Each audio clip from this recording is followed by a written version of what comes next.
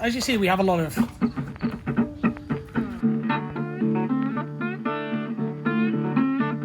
So something a little bit different today, something I'm asked quite a lot on the channel is how much does it cost to live in rural Thailand? And of course the answer to that is different for different people because we all have different lifestyles. Some people like to go out a lot, spend a lot of money, people like to go to restaurants, that kind of thing. And of course there are restaurants within driving distance of here. So it's different for everybody, but I'm going to give you a rundown in this video of how much it costs with all the details for us to stay here in rural Thailand. And you're also going to get a little tour of the farm while I do it.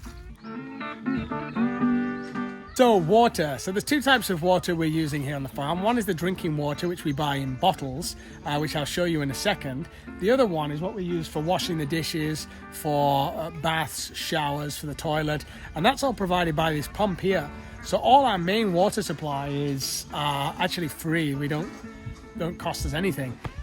This one, the only cost associated with it is the pump, which will run the electricity, but I've included that in the electricity summary. So what I'm thinking about doing on this one is getting a filter and actually filtering this water so we can cut out the cost for the drinking water and lower our monthly expenses. In terms of drinking water, we get these delivered every week. So they're like 10 baht for one of these. And then we can fill up our little supply tanks which are dotted around the farm, and it's super cheap. So we're maybe spending around 400 baht a month on water. That's these tanks, and sometimes we'll have some litre bottles that are delivered here to the door as well. So really nice and easy. You love your daddy, don't you? Don't you? Don't you love your daddy? Yeah? Your daddy kiss. By Tiao, yeah? Yeah. Loves his daddy. Stuck to his daddy, this kid, I tell you. Right, so I mean, other costs, one of our main costs is obviously food. Now, the rice is all produced here, and usually her mum will make a big pot and it will be good for the whole farm. So, you know, every morning I wake up and there's something there, and that feeds the whole farm, the kids included. So, you know, food, generally, I would put this in the range of about 6,000 to 7,000 baht a month. It's probably our biggest expense because a lot of mouths to feed. So, but it's all Thai food, so it's relatively cheap and it's very healthy. So me and Damo both don't drink, so there is no cost involved there on the alcohol side of things. There's no wine and beer costs, as it were. So that helps us save money each month too. And so we get daily fresh eggs from the ducks.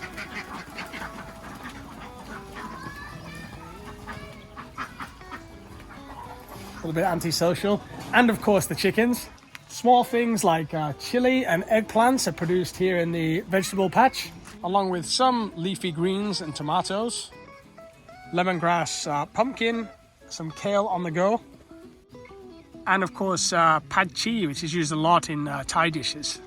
Now Damo and I don't just live on this farm alone. We have her mum, her dad, then we have 2 kids from her sister that lives in Bangkok, then we have a brother who also has 2 kids, and then there's always people coming and going. She also has another sister that lives next door to us. So actually there's like, at a given time there can be 14 people here in this small community. Now the electricity here, this is the meter. I pay for the electricity for the whole farm, so they have very little income and in fact 0 income, so they live basically off the land, and I probably use the most electric out of all of us anyway, so I pay for the whole farm, and the cost is around 1,700 baht a month, so it's very low cost, and usually that's actually under 1,000 baht when I'm not here. The reason I use a lot of electricity is my notebook and iPad and all of this charging equipment, and I stay up quite late, so the lights are on in the at night time, whereas usually they wouldn't have those lights on. So yeah, that's the electricity side of things. So I think you'll agree, very cheap for the whole farm. So anybody that follows this channel knows that me and Damo really enjoy coffee. So not only will we go out for coffee a lot, thanks to all those that have bought us a coffee too. I mean, it really comes in handy because we're coffee monsters. But we'll also buy different coffees, and I have quite a selection here. And this one is from up in the Chiang Rai area. And so this one's about 500 baht for 500 grams. So actually quite expensive. So I'd say we probably spend around 2,000 to 3,000 baht a month on coffee, which is probably one of our biggest expenses, funnily enough. So another expense is my projects. So you can't just sit around doing nothing all day. I have a lot of different projects going on. Like I have more than I've actually vlogged.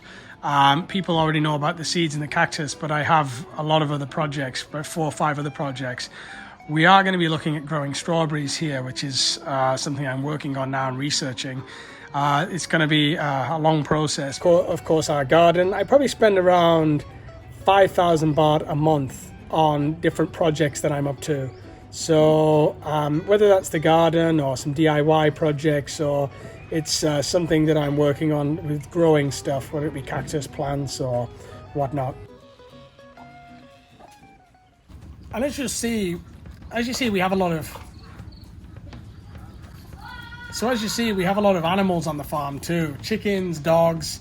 I think in total there's 13 cats, 5 dogs. We have 2 pigs. So all of these, and the ducks, of course. So they all require food and feeding. And I would say we spend around 3,000 baht a month on food for everybody. A lot of it's rice based, so we have a lot of the rice already. But you add in the chicken for the dogs and the meat for the dogs, it adds up to about 3,000 baht a month. Now, I've been in Asia for 11 years, and in that time I met a lot of people. The people that I played in my band with, in the saxophone lounge, my band members. I met people on the Gili Islands and all these different islands I've been to, and right now they're going through a very tough time with COVID.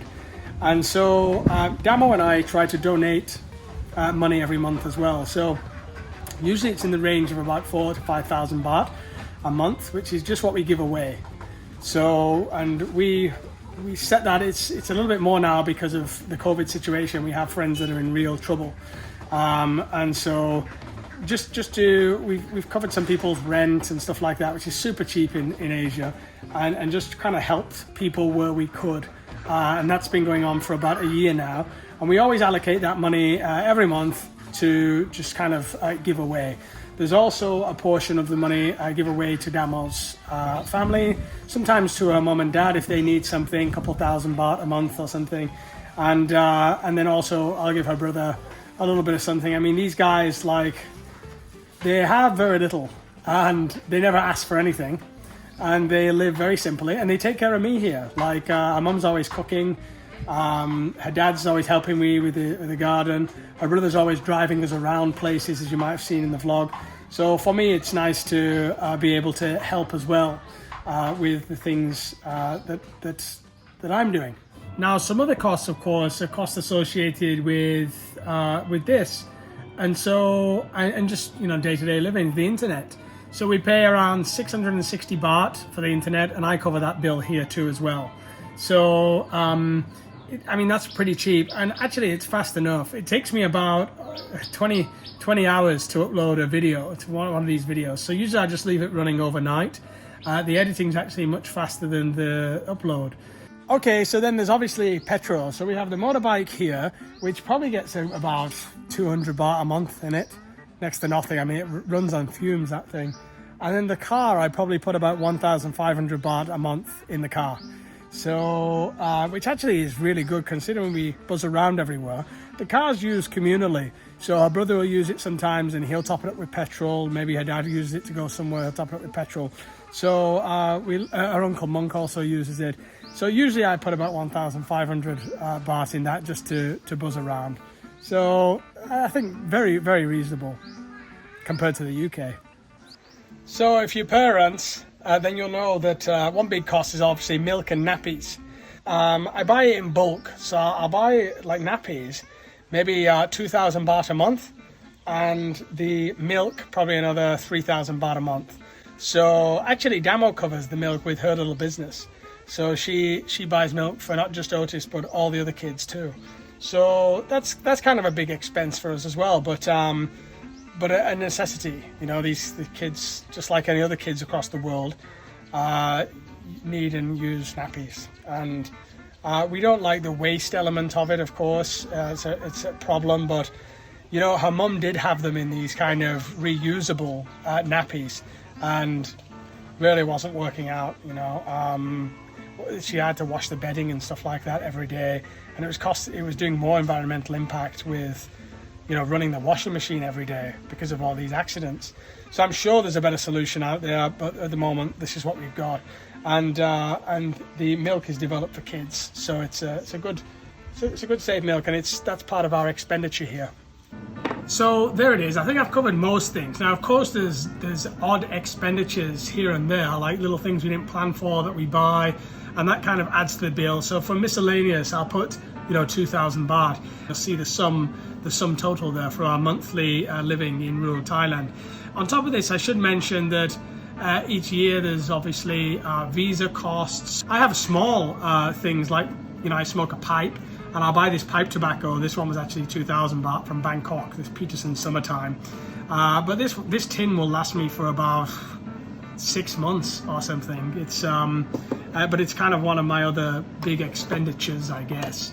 Other than that, I can't really. We go into restaurants sometimes. That will increase the food bill somewhat. But really, what you see here is about the sum total of what we spend in rural Thailand. Now, of course, it's different for everybody, and I think you can agree that, you know, before I worked in the corporate world for a long time in Indonesia, and basically me and Damo lived a very, very simple life. We still live a simple life now, but even then we lived a very simple life, and we saved and saved and saved in order to be able to have this freedom. We worked really hard, both of us. With Damo's business as well, she has a supplementary income, so she's making money on Instagram. Most of what we require, we have coconuts growing here, we have fresh fruit growing here. What you require on a day-to-day basis is already here, you know. So I hope you found this interesting and informative. I just also want to mention that we could probably cut these costs down maybe by half if we needed to. So at any point we'd be ready to say, right, let's really budget, let's get a real tight budget now, and we could half these costs. I'm pretty confident about that, because we would buckle down. I mean, right now we don't need to buckle down, but we would, we could and we would, should the circumstances require that, and with the COVID situation it could. So we know that we could actually be quite self-sufficient here. We could technically live off what we have here. You know, if worst came to worst, we could, and I am planning to put in solar, and obviously you've seen our project to develop the garden and grow more vegetables and to produce, our target is 80% of our food. So I just also want to thank everybody for the comments on my previous video. We had some really wonderful feedback. I want to thank everybody that supports us with Patreon and with our membership in the join button below. And so just thanks for all the positive feedback. There's a lot of people that really love Thailand out there, and a lot of people that are interested in this rural living. So I'm trying to give as much information as I possibly can. And please do like and subscribe. If you'd like to see anything in particular of this area, let me know, and I will do a vlog on it, just like this one. I'm going to leave you with, many might know I'm a musician. I usually leave at the end like a piece, me playing saxophone or something like that in my other vlogs. Now I'm going to leave you with a piece I did from Etta James. You might have heard it in the background of this vlog. I love Etta James. And this is I'd Rather Go Blind by Etta James. I played on a $20 kids guitar in the UK. So enjoy. 20 pounds guitar from Amazon for kids, delivered in the post. So give it a little whirl.